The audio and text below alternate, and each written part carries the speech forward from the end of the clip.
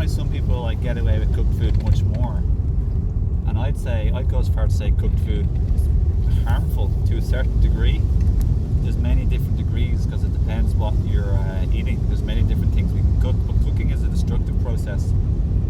Cooking animal products or like pasteurizing milk and all this sort of heat treatment towards any type of food, it's much worse to heat treat food or even milk, animal like stuff like that, than like oat milk, for example. But cooking actual food itself is worse than cooking the liquids or pasteurizing liquids in general, for sure. There's much more density of molecules getting into the body. So yeah, whereas the best thing you can cook, or the least worst, would be definitely heated food like apple stew or warmed bananas, or like, you know, heated whatever else fruits you want to cook. Then it'd be like the starchy fruits like pumpkin and squash, and their fruits too. They're just starchy fruits. And then after that, like stuff like green leafy vegetables, like cooking some, like, you know, some broccoli, like, or spinach, stuff that doesn't have any starch. And then cooking starch would be worse after that. It's very gluey and congestive. And then after that, it'd be stuff like cooking like stuff like beans, legumes, lentils. They're like high in protein, and they're much more like denser and harder for the body to work through and eliminate and to digest.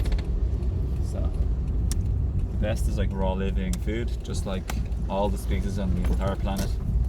So if some people like think raw living food is dangerous or risky, or a lady or two have died out of raw food, they don't die from eating healthy food.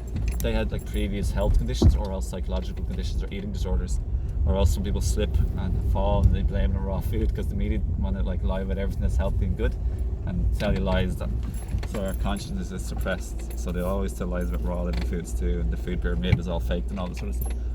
But yeah, like it's absurd to say like eating our natural real food, species specific diet, like fruits, green leafy vegetables, tender green leafy vegetables, and maybe some nuts, is like going to hurt you or kill you in any way, shape or form, because it wouldn't, and it can't, and it won't.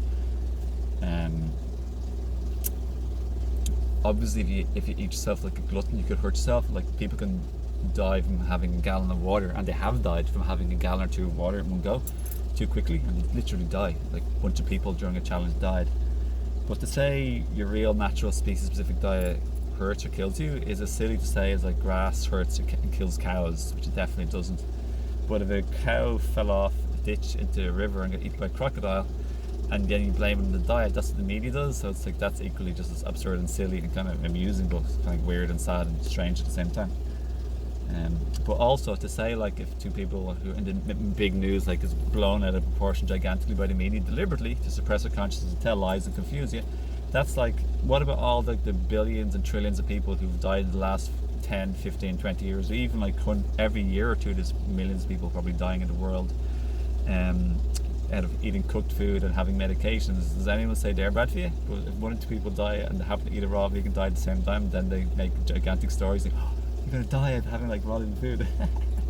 But all the millions and billions and trillions of other people eating non-raw living food, we'll just quietly forget about that. We'll sweep that under the carpet. It's a funny world we live in.